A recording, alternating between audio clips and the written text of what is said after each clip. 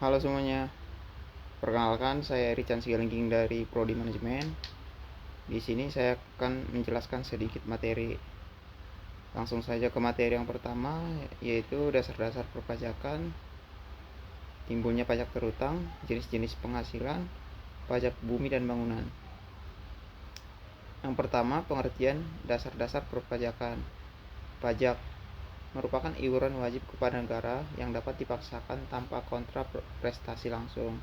Menurut beberapa ahli, pengertian perpajakan adalah pajak adalah iuran kepada negara yang dapat dipaksakan yang terhutang oleh wajib pajak pembayaran menurut peraturan yang tidak mendapat prestasi kembali langsung dapat ditunjuk dan yang gunanya adalah untuk membiayai pengeluaran-pengeluaran umum berhubungan dengan tugas negara untuk menyelenggarakan pemerintahan. Menurut Profesor Rohmat Soemitro, pajak adalah iuran kepada kas negara berdasarkan undang-undang yang dapat dipaksakan dan tiada mendapat jasa timbal balik atau kontrastasi yang langsung dapat ditunjukkan dan dapat digunakan untuk membayar pengeluaran umum. Yang berikutnya ada macam-macam pengeditan di Indonesia.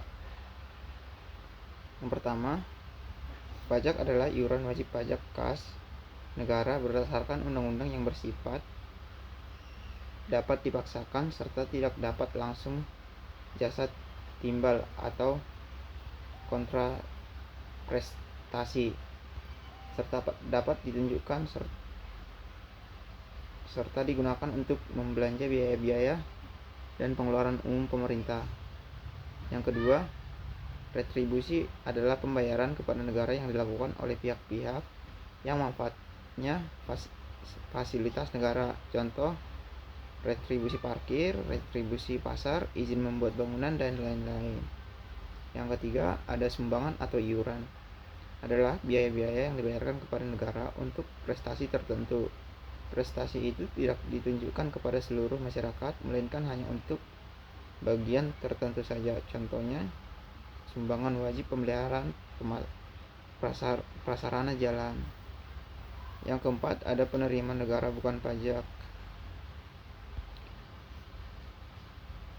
Jenis-jenis pajak menurut golongan. Yang pertama, pajak langsung. Pajak yang harus dipikul sendiri oleh wajib pajak dan tidak dapat dibebankan atau dilimpahkan kepada pihak lain. Contoh, pajak penghasilan PPH dan pajak bumi dan bangunan PBB dan lain-lain. Yang kedua, pajak tidak langsung. Pajak pembebanan yang dilimpahkan kepada pihak lain. Contoh, pajak pertambahan nilai atau PPN, pajak penjualan atas barang mewah, PPNBM, dan lain-lain. Pengertian timbulnya pajak terutang. Timbulnya utang pajak yaitu saat diundangkannya undang-undang pajak serta telah dipenuhinya syarat subjektif dan objektif dari utang pajak tersebut. Artinya, apabila suatu undang-undang dapat diundangkan oleh pemerintah, maka pada saat itulah timbulnya pajak sepanjang apa yang diatur dalam undang-undang tersebut menimbulkan suatu kewajiban bagi seseorang. Ajaran ini diterapkan pada self-assessment system. Yang berikutnya ada hapus utang pajak. Hapus utang pajak. Yang pertama, pembayaran. Utang pajak diselesaikan dengan pembayaran pajak yang dilakukan. Yang kedua, ada kompensasi. Utang pajak diselesaikan dengan kompensasi pajak yang telah dilakukan. Yang ketiga adalah daluarsa. Utang pajak diselesaikan dengan berakhirnya masa pajak atau daluarsa. 4. Pembebasan. Utang pajak diselesaikan karena kewajiban pembebasan pajak. Yang kelima, penghapusan. Utang pajak diselesaikan dengan cara penghapusan. Yang keenam, pengecualian pajak atau tax insentif atau utang pajak dikecualikan. Menurut pasal 1 nomor 10 Undang-Undang KUP, pajak yang terutang adalah pajak yang harus dibayar pada satu saat dalam masa pajak, dalam tahun pajak, atau dalam bagian tahun pajak sesuai dengan ketentuan peraturan perundang-undangan perpajakan. Yang berikutnya, dalam masa pajak, PPh dipotong atau dipungut pihak lain. PPh, PPS 21, 22, 23, 26, PPN. PPh dibayar sendiri, setoran masa PPh PS 25. Dalam tahun pajak, pajak penghasilan dari perhitungan akhir tahun untuk WP yang mempunyai kewajiban subjektif setahun penuh. Bagian tahun pajak, pajak penghasilan dari perhitungan akhir tahun untuk WP yang mempunyai kewajiban subjektif tidak setahun penuh. Menurut pasal 1 angka 8 Undang-Undang Nomor 19 Tahun 2000 PPSPS, hutang pajak adalah pajak yang masih harus dibayar, termasuk sanksi administrasi berupa bunga, denda, atau kenaikan yang tercantum dalam surat ketetapan pajak atau surat sejenisnya berdasarkan peraturan perundang-undangan perpajakan. Yang selanjutnya ada pengertian jenis-jenis pajak penghasilan. A. PPh pasal 21 adalah pajak yang penghasilan berupa gaji, upah, honorarium, tunjangan, dan pembayaran lainnya sehubungan dengan pekerjaan atau jabatan, jasa dan kegiatan lainnya dilakukan oleh wajib pajak orang pribadi dalam negeri. Yang B. Subjek PPh pasal 21. Subjek PPh pasal 21 pegawai. Yang pertama ada pegawai, yang kedua penerima pensiun, ketiga ada penerima honorarium, yang keempat penerima upah harian, mingguan, borongan, dan satuan. Yang kelima, operator lainnya yang menerima atau memperoleh penghasilan sehubungan dengan pekerjaan atau jabatan, jasa, dan kegiatan pemotongan pajak. Yang berikutnya, bukan subjek pajak. Yang pertama, badan perwakilan negara asing termasuk pejabat diplomatik, konsulat, dan pejabat lain. Syaratnya adalah asas timbal balik. Yang kedua, organisasi internasional termasuk pejabat organisasi internasional ditetapkan dengan kepentingan Menteri Keuangan nomor 601 KMK 03 2005. Syaratnya Indonesia sebagai anggota organisasi tersebut atau tidak menjalankan kegiatan usaha. Yang berikutnya ada objek PPh pasal 21. Penghasilan teratur, gaji, uang pensiun bulanan, upah, honorarium termasuk honorarium anggota dewan, komisaris atau anggota dewan pengawas, premi bulanan, uang lembur, uang sakongan, uang tunggu, uang ganti rugi, tunjangan istri, tunjangan anak, tunjangan kemahalan, tunjangan jabatan, tunjangan khusus, tunjangan transport, tunjangan pajak, tunjangan iuran pensiun, tunjangan pendidikan anak, beasiswa, premi asuransi yang dibayar pemberi kerja, dan penghasilan teratur lainnya dengan nama apapun. Yang berikutnya penghasilan tidak teratur, yaitu jasa produksi, tantiem, gratifikasi, tunjangan cuti, tunjangan hari raya, tunjangan tahun baru, bonus, premi tahunan, dan penghasilan jenis lainnya yang sifatnya tidak tetap. Yang berikutnya ada upah harian, mingguan, satuan, borongan yang diterima atau diperoleh pegawai tetapi tidak tetap atau tenaga kerja lepas, peserta pendidikan, pelatihan, atau pemagangan yang merupakan calon pegawai.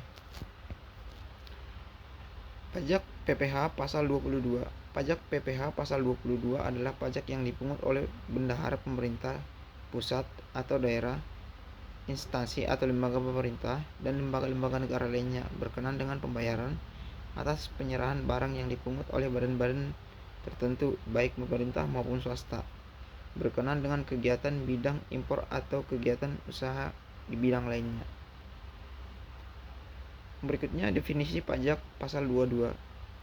Pajak sehubungan dengan pembayaran atas penyerahan barang dan kegiatan bidang impor atau kegiatan usaha bidang lainnya. 1. Impor barang. Yang kedua, pembayaran atas pembelian barang yang dilakukan oleh DJA, bendaharawan pemerintah pusat atau daerah. Yang ketiga, pembayaran atas pembelian barang yang dilakukan oleh BUMN yang dananya dari belanja negara atau daerah. Yang keempat, penjualan hasil produksi yang dilakukan oleh Pertamina dan badan usaha lainnya yang bergerak di bidang bahan bakar jenis Pertamax, Pertamax Super, dan gas. Yang kelima, dan lain-lain ditentukan dengan undang-undang. Pajak bumi dan bangunan atau PBB.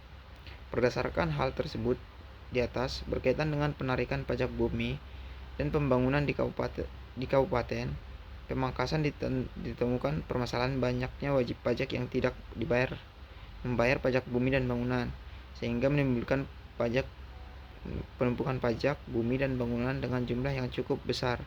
Sehubungan dengan latar belakang di atas, maka perusahaan masalah pada penelitian ini bagaimana kepatuhan wajib pajak bumi dan bangunan berdasarkan realisasi penerimaan pajak bumi dan bangunan atau PBB pada Dinas Pendapatan Daerah Kabupaten Pamekasan.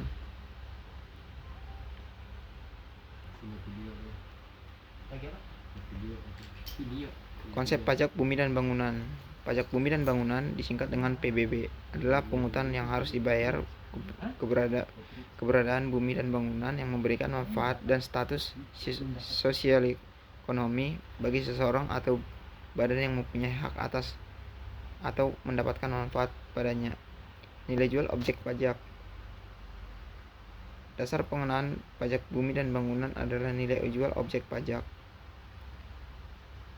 NJOP adalah harga rata-rata yang diperoleh dari transaksi jual beli yang terjadi secara wajar, dan apabila tidak terdapat transaksi jual beli atau NJOP ditentukan melalui perbandingan harga dengan objek lain yang sejenis atau nilai perolehan baru.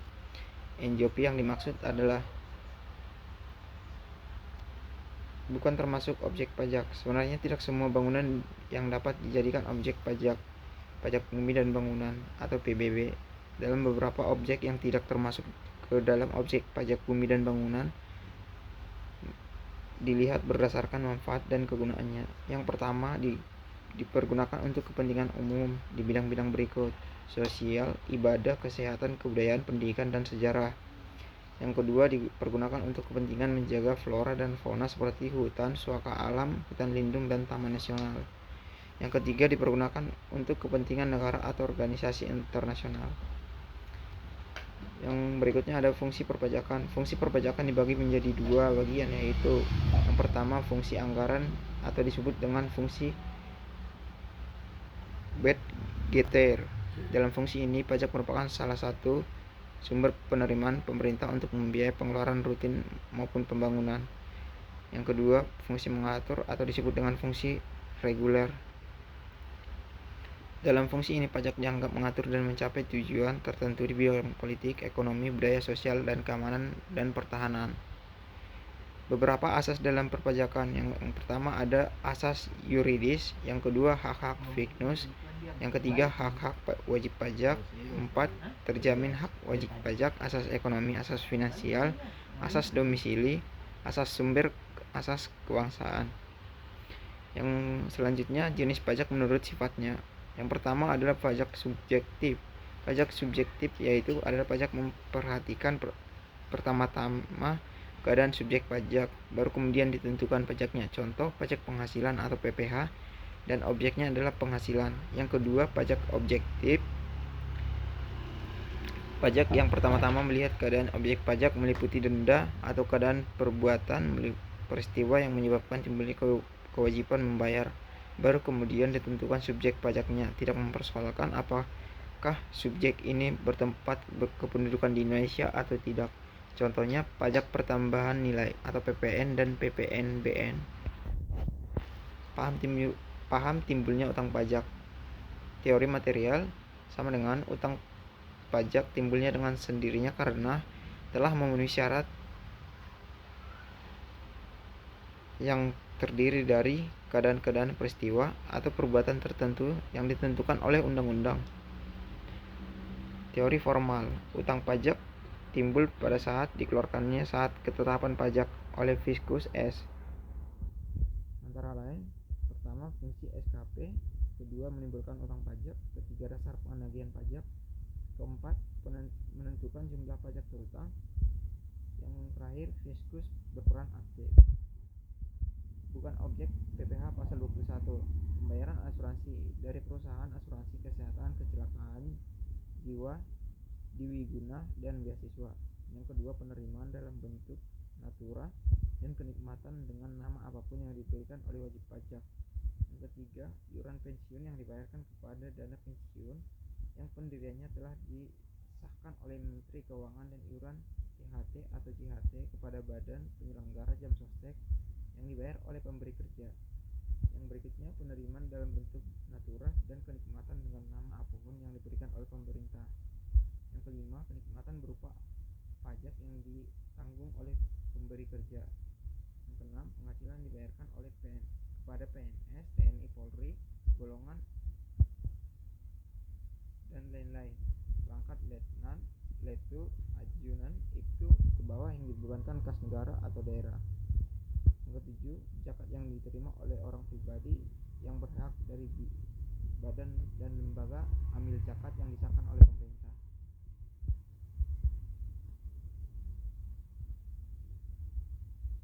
Bukan objek pajak PPh pasal 21. Yang pertama, pembayaran asuransi dari perusahaan asuransi kesehatan kecelakaan jiwa, dwiguna, dan beasiswa. Yang berikutnya, penerimaan dalam bentuk natura, kenikmatan, maupun nama yang diberikan wajib pajak.